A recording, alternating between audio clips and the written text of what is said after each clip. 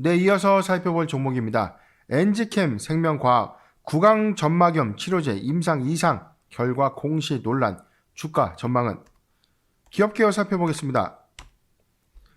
1999년 7월 설립 2018년 2월 코스닥 시장에 상장했습니다. 기술성장 특례 상장으로 시장에 진입한 건데요.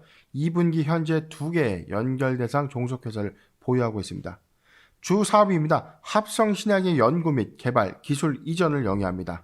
사업 부분은요, 글로벌 신약 개발, 원료 의약품으로 이 두 개로 구분이 되고 있는데, 이 일반계 API, 세파계 API로 이 매출 포지션이 양분화되어 있습니다. 여기서 말하는 API는요, 원료 의약품을 의미합니다. 일반계 원료 의약품 부분이 80.7%, 세파계 원료 의약품 부분 6.7%, 기타 부분이 12.5%로 구성되고 있습니다. 실적입니다.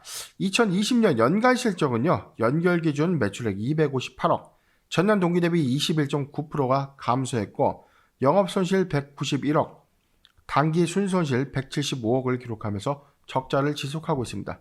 최근 실적도 역시 적자를 좀 지속하고 있는데, 매출액 57억, 전년 동기 대비 28.1%가 감소했고, 영업손실 48억, 단기 순손실 64억을 기록하면서 적자를 지속하고 있습니다. 자, 여기서 영업활동의 어떤 적자라기보다는 연구개발비, 임상비용의 어떤 증가로 인한 적자를 좀 지속하고 있다고 보여지고, 최근 실적은 4월 1일부터 6월 30일 2분기 기준입니다. 체크포인트입니다. 주주배정 유상증자의 효력 발생에 대해서 지금 청약 일정 본격화, 유상증자 흥행 여부인데 최종 발행가액은 59,700원으로 확정이 됐죠. 오히려 주가 좀 다소 올라가면서 모집 총액이 3,164억입니다. 채무상환 1,500억, 운영자금 1,244억, 시설자금 420억을 배정한 바 있습니다. 두 번째입니다. 주력 신약 후보물질 EC18의 미국 식품의약안전처 임상 이상의 시험 결과 공시 논란이 좀 제기되고 있는데, 모 언론사가 의문을 좀 제기했습니다. 통계적 수치가 전무한 유의성 확인이 불가했다. 그런데 한국거래소가 공시를 받아줬기 때문에 문제가 될 수 있다라는 이런 취지의 어떤 이 보도자료가 좀 배포가 됐죠. 한번 찾아볼까요? 자, 지금 내용을 한번 보면은, 자, 찾아보겠습니다. 자, 엔지캠. 자, 인터넷에 뭐 포털에 쉽게 좀 검색을 해보면 논란이 됐던 내용들이 바로 여기 있습니다. 바로 이데일리가 보도했던 이 공시 돋보기에서 좀 나왔던 건데, 내용을 좀 천천히 한번 살펴보도록 하겠습니다. 오락가락 거래소 엔지캠 생명과학의 투자자 보호보다 주가 하락이 우려된다. 임상 이상 결과 공시 통계 유효성 확인이 불가했다. 임상 수행의 목표 수치조차 알 수 없는 상태. 오락가락 거래소 시야로 통계인지도 모른다. 통계 필요 없다는 엔지캠 주장을 믿는다. 바뀐 공시 부장 이전 실무진과 달라진 설명 핏값 통계에 미달릴 경우 한국거래소가 책임져야. 다소 기사가 좀 자극적입니다. 왜 한국거래소가 책임을 져야 되죠? 공시의 어떤 승인 부분에 대해서는 회사 측 의견이 반영된 것은 맞습니다. 이거는 뭐 언론사가 너무 앞서간 내용이 아닌가 싶습니다.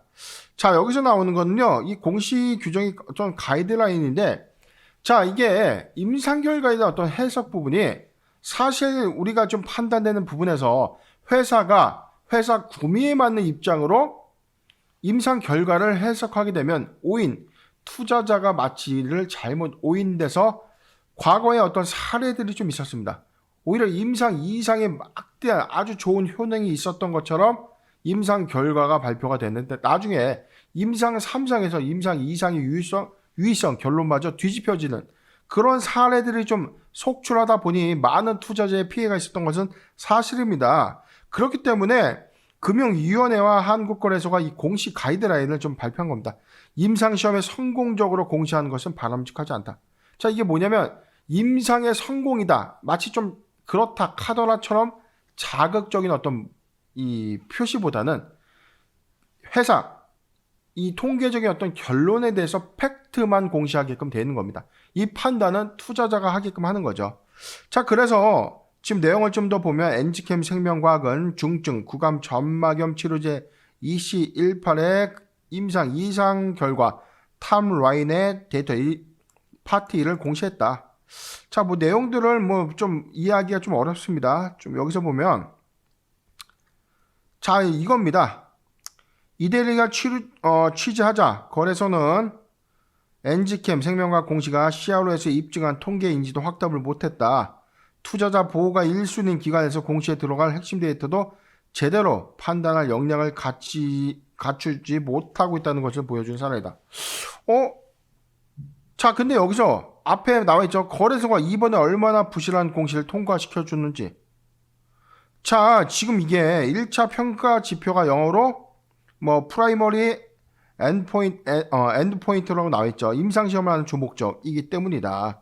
P값이라고 표현한다. 이 P값은 정확한 어떤 결론치가 아니다. 유의성의 이 충족 여부를 나타낸다는 이 값이 아니다라고 지금 해석하고 있는데, 자, 이에 따라서 지금 이 기자의 관점에서는 마치 한국 거래소가 회사의 자의적 해석에 의한 판단된 임상 이상에 관련된 이 부분이 공시 가이드라인을 준수하지 못했고 마치 임상 이상의 성공적인 이 결론을 도출한 것처럼 공시했다. 이에 따른 어떤 한국 거래소의 책임이 있다라고 좀 이야기를 한 거고, 자, 오늘 공시에 대해서는 지금 나와 있죠. 바로 어제 풍문던 보도에 대한 해명이 좀 있었습니다. 내용을 좀 더 살펴보도록 하죠. 회사가 10월 19일 공시한 임상 이상의 결과는 EC18의 안전성과 유효성 평가를 목적으로 개념 증명을 확인하는 것이다. 자, 뭐 내용들에 대해서는 뭐 너무 복잡합니다. 자, 이 부분입니다. 따라서 FDA, IND 임상시험 기준에 부합하는 결과만이 발표되어야 하고 P-밸류는 제외하는 것이 맞다. P값은 이 제외하는 것이 맞다. 이 가이드라인에서는. 그런데 미국 FDA에서 P-밸류를 제외하도록 한 이유에 대해서는 이겁니다.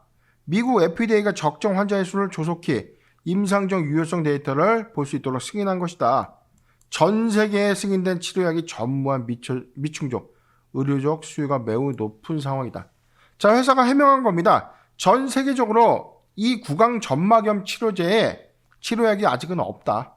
이에 따라서 비교 데이터가 불가하기 때문에 P값을 데이터로 확인을 하게 된 것이기 때문에 적정한 환자의 숫자를 조속하게 확인하는 임상 3상을 진행하자. 그래서 FTD죠. 패스트 트랙 임상 3상 시험을 빠르게 진행해 주겠다 라고 미국 FDA에서 제안을 했다는 것은 임상 2상의 어떤 유의성 결과 부분에서는 충분히 입증할 만한 어떤 효과가 있었다라고 봐도 무방한 것이죠.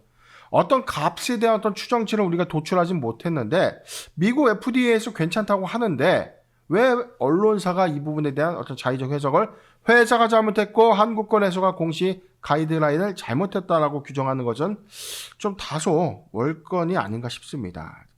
자, 돌아가서 체크포인트인데요. 자, 그래서 뭐 언론사가 의문 제기한 이 통계적 수치의 전무한 유의성 확인은 불가했다라고 주장했지만 회사 측은 구강 점막염 치료제는 전무했다. 그래서 미국 FDA에서는 임상 3상의 패스트 트랙을 지정해서 빠르게 임상 3상의 시험을 진행할 수 있도록 하겠다라고 좀 밝혔다. 자, 이런 부분에 대한 충분히 설명이 좀 됐다고 저는 판단합니다. 세 번째입니다. 자이더스 캐딜라와 코로나19 백신 생산의 공급 의향서 체결 모멘텀이 현재 유효한가 여부인데 pDNA 방식의 코로나19 백신의 인도 사용 승인은 떨어졌습니다. 백신 공급을 위한 이 CMO 위탁 생산이 현재까지 되어 있지 않기 때문에 제가 엔지캠 생명과 이전 분석 영상에서도 말씀드린 바와 같이 이 자이코브디의 10월 중 위탁 생산 이 계약 여부가 좀 중대한 포인트가 아닌가 싶습니다. 자, 지금 문제가 됐던 EC18의 경우에는 미국 FDA 임상 3상의 패스트 트랙 어떤 지정이 확정이 된다면 자, 이런 논란은 끝이 될 것으로 저는 판단하고요. 차트 살펴보겠습니다. 자, 그럼에도 불구하고 회사의 적극적인 어떤 대응 요소가 있었는지 0.28% 지금 약보합에서 강보합에서 지금 이 주가 흐름을 유지하고 있는데, 자, 저는 다른 모멘텀의 관점에서 어떤 매수 유효 구간이라는 표현보다는 유상증자 이후에 막대한 신주가 유통될 수 있다는 이 포인트.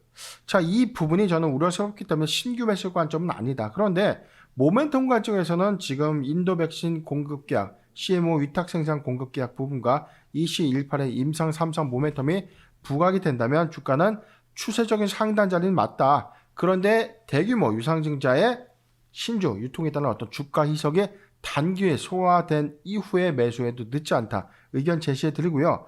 보유자 관점에서는 지난 시간에도 말씀드렸듯이 7만 원이 이탈되지 않는다면 보유 관점이 맞다. 자, 그렇기 때문에 지금 유상증자 흥행일 이후에 신주 상장 시점에 맞춰서 인도의 CMO 위탁 생산까지 시세가 분출되는지 여부, 이 포인트가 중요해 보입니다. 오늘 공시 엑스파일 여기서 마치겠습니다. 구독, 좋아요, 알림 설정 부탁드리고요. 저는 내일 이 시간 다시 인사드리겠습니다. 고맙습니다.